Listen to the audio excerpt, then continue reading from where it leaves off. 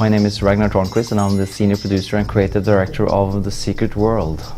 Things with The Secret World are progressing well. We're targeting an April 2012 release date on PC and things are looking good. We are currently in various stages of beta.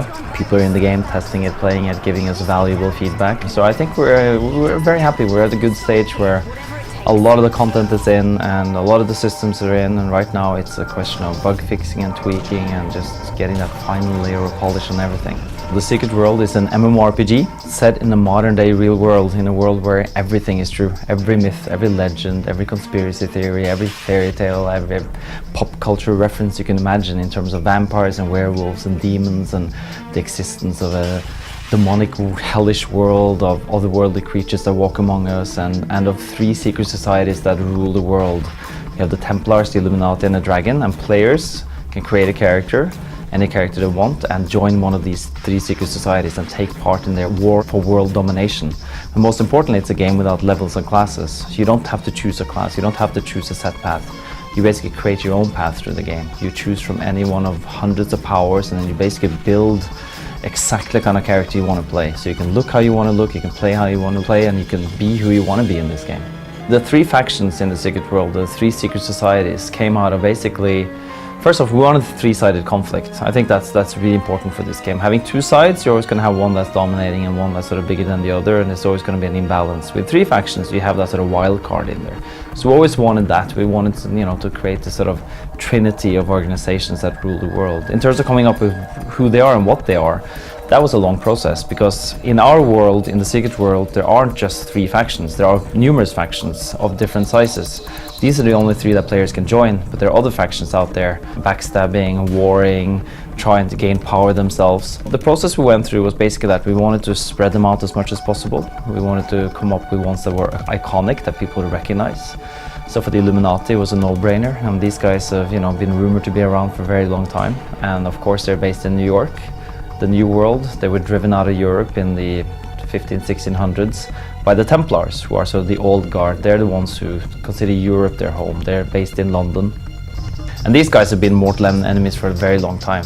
And then lastly, we have the Dragon. There are a lot of secret societies in Asia, but a lot of them are criminal organizations or political organizations. They're coming up with an organization that sort of manipulated people on more sort of a philosophical level was kind of difficult. So we sort of created our own, that we draw inspiration from various groups, and we put the Dragon in Seoul in South Korea. But they're an organization that keeps moving around. So they've been based in China, they've been to Japan, they've been to India, they've been to Tibet. Then we keep moving around, So this time, in this generation, they're set up in Seoul in South Korea, where they're manipulating the world to gain control and to undermine the other secret societies. We do have a lot of inspiration drawn from various world religions. We have sort of references to angels and demons, and so we twist that and make it our own in a way. And of course, the idea of all these monsters like vampires and werewolves and zombies, and we really sort of draw a lot from that too, and we've done a lot of research into where these myths originate. We sort of go back to, with the zombies, we go back to the Draug in Norse mythology, these drowned mariners who are coming back, and that's part of the story as well. With vampires, we go into sort of Romanian folklore and found out what is the basis of this. So we've gone back to the fountain, to the legend of Dracula, and tried to find something to create something new and fresh there. So there are so many myths and legends that we use in the game, but we also tailor them to what we want them to be. We twist it, we make it into our own little thing. So people are going to be really excited to see the familiar in a very sort of different and interesting way. In the Secret World, we have a bunch of things that we feel reinvents the MMORPG, of course including the modern day setting and the myths and legends and everything is true aspect of it, but even more importantly, it's the no levels and no classes idea. The fact that when you start the game, you're not choosing to be a rogue, or you're choosing to be a hunter, or choosing to be a warrior. You're choosing to be a person. You choose how you look, you choose your allegiance, which faction you belong to, and that's it. So you go out into the world.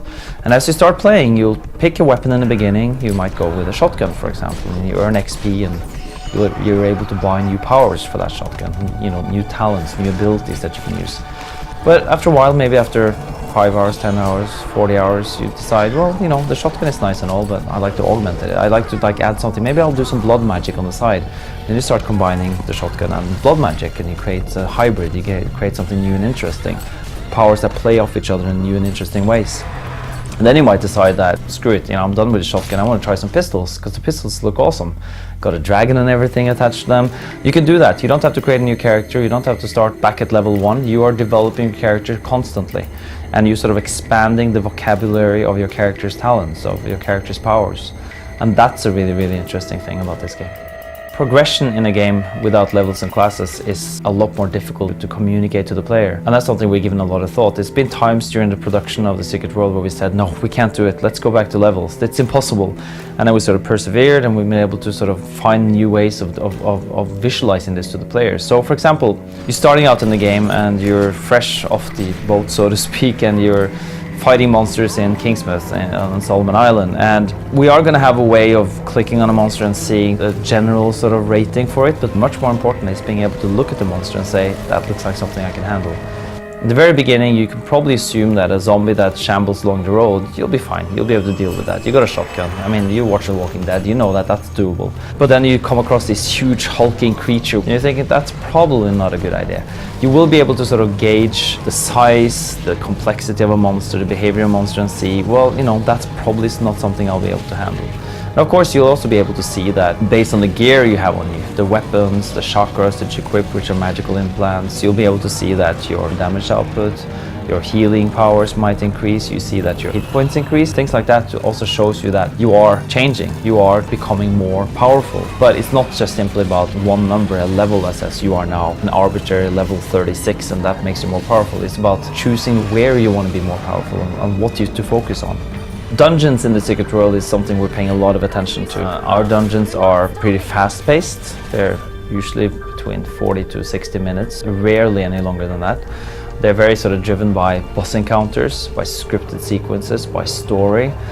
And player teams can be up to 5. And of course you probably need to be 5 in order to do a lot of the dungeons. They're sort of tailored to that. They're all pretty epic and interesting and cool, but they sort of course scale in difficulty as well. There's a lot of really cool stuff in the dungeons, and what it does is also create a lot of variety from the adventure zones, from being out in the open world and doing missions. You just go in there, it's such a fast-paced, fun, action-packed, scripted, really well-designed experience.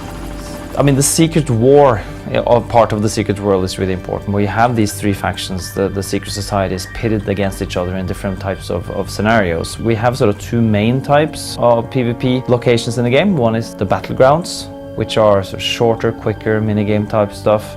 El Dorado is one of them, Stonehenge is another. Different types of mechanics, very fast-paced.